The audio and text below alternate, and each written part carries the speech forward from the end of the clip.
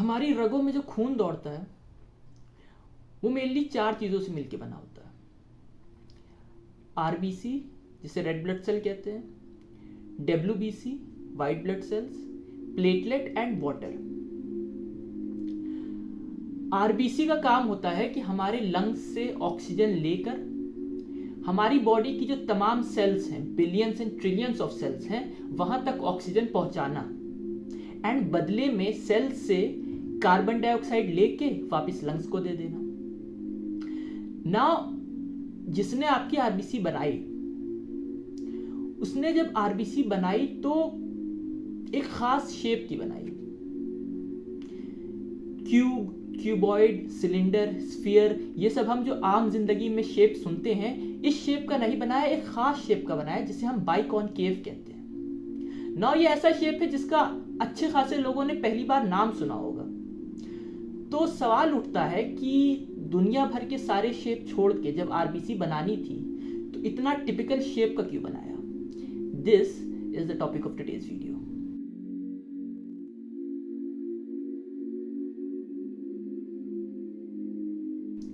अस्सलामु अलैकुम वरहमतुल्लाहि वबरकातुहू and welcome to another episode of Physioverse. हमारी जो आरबीसी होती है उसकी साइज बहुत छोटी होती है, लगभग 7 से 8 माइक्रोमीटर।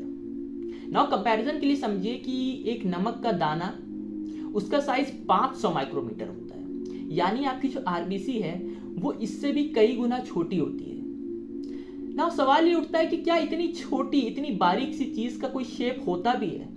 एंड अगर होता भी है तो क्या इसका शेप होना कोई मैटर करता है? इसका आंसर है यस। देखिए, जिसने हमको बनाया ना, उसने जब आरबीसी बनाई बॉडी में तो उसने बाइकॉनकेव बनाया। बाइकॉनकेव कहते हैं जब आप कोई स्फीयर को लीजिए और उसके सेंटर, उसके दोनों सेंटर से बीच में उसको दबा दीजिए, ये जो शेप बनता है इसे बाइकॉनकेव कहते हैं। नाउ इसको स्फीयर क्यों नहीं बनाया? देखिए, जब हमारी बॉडी में आरबीसी लंग्स तक जाती हैं एंड ऑक्सीजन लेके दोबारा वापस सारी सेल्स तक पहुंचती हैं, तो आरबीसी और सेल्स के बीच में ऑक्सीजन और कार्बन डाइऑक्साइड का एक्सचेंज होता है। नाउ ये एक्सचेंज जो होता है ये आरबीसी के सरफेस एरिया पे डिपेंड करता है। नाउ जब हम एक स्फीयर का सरफेस एरिया और एक बाइकॉनकेव चीज का सरफेस एरिया कंपेयर करते हैं तो उसमें देखते हैं कि एक बाइकॉनकेव डिस्क का सरफेस एरिया ज्यादा होता है, यानी गैसेस का जो एक्सचेंज है वो इस शेप की वजह से ज्यादा बेहतर तरीके से हो पाता है।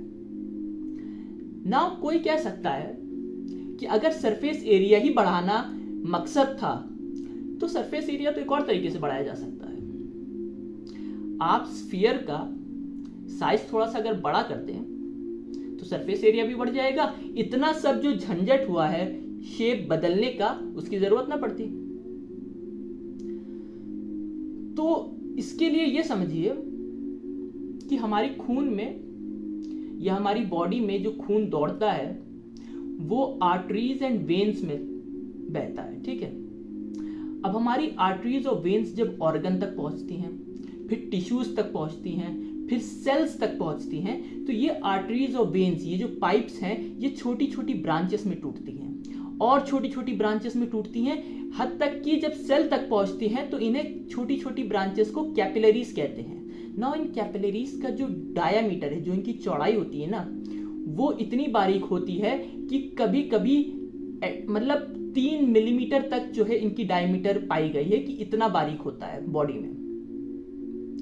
एंड यही वजह है कि अगर हम स्फीयर बनाएं एंड उसका साइज बड़ा कर दें तो फिर स्फीयर इन जो पतली पतली कैपिलरीज है ना, इनसे पास नहीं कर पाएगा। तो अगेन जिसने आपको बनाया ना उसको ये सारी बात पता थी कि अगर स्फीयर बना के इसका शेप बड़ा, इसका साइज बड़ा कर देंगे तो फिर ये कैपिलरीज से नहीं पास कर पाएगी। अगर कैपिलरीज से पास कराना है तो इसका साइज भी छोटा होना चाहिए, एंड अगर इसके बीच गैस की एक्सचेंज करवाना है तो इसका शेप ऐसा होना चाहिए कि इसका सरफेस एरिया बड़ा हो एंड जो एक्सचेंज हो रहा है गैसेस का वो बढ़िया तरीके से हो जाए। लेकिन एक सवाल और है, एंड अगर आपने ध्यान से सुना होगा तो आपके दिमाग में ये सवाल आया होगा, मैंने वीडियो की स्टार्टिंग में कहा कि आरबीसीज का साइज लगभग 7 से 8 माइक्रोमीटर होता है, एंड जो सबसे बारीक कैपिलरीज होती हैं उनका size as less as 3 micrometer भी हो सकता है। तो सवाल ये है कि तब तो ये जो 7 माइक्रोमीटर वाली आरबीसी है इसको भी नहीं पास करना चाहिए, क्योंकि सबसे जो बारीक कैपिलरीज है उनका डायमीटर 3 मिलीमीटर तक भी हो सकता है। तो फिर ये कैसे पास करती हैं?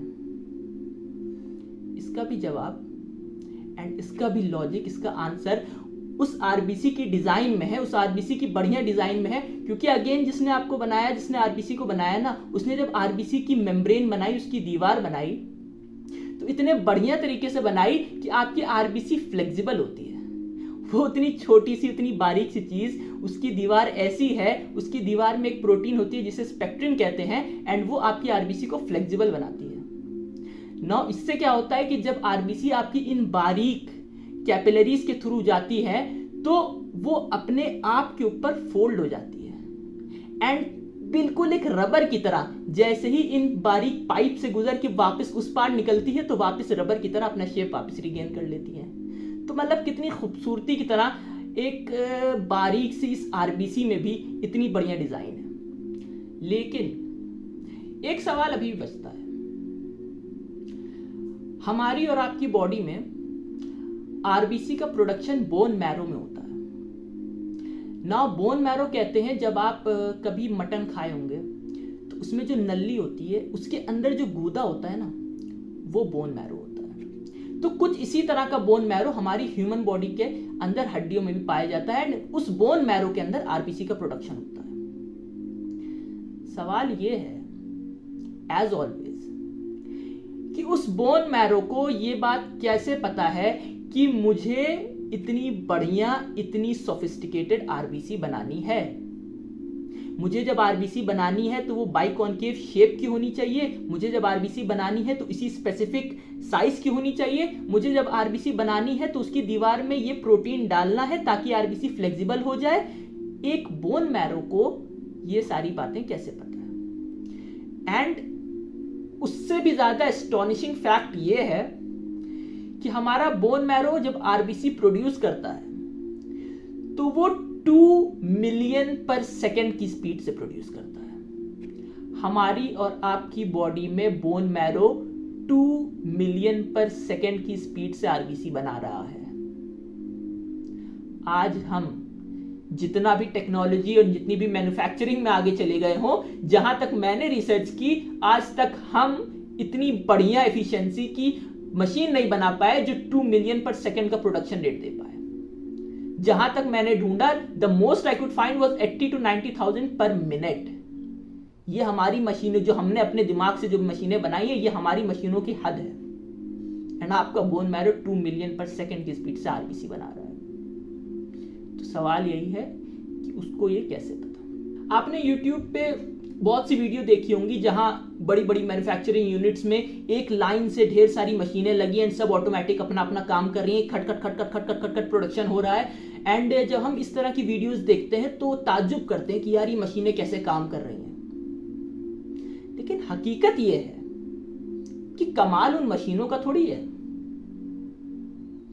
कमाल तो उसका है ना जिसने उन मशीन के अंदर उतना बढ़िया प्रोग्राम, उतना बढ़िया सॉफ्टवेयर, उतनी बढ़िया इंफॉर्मेशन डाली है जिसकी वजह से वो मशीनें इस तरह काम कर रही हैं।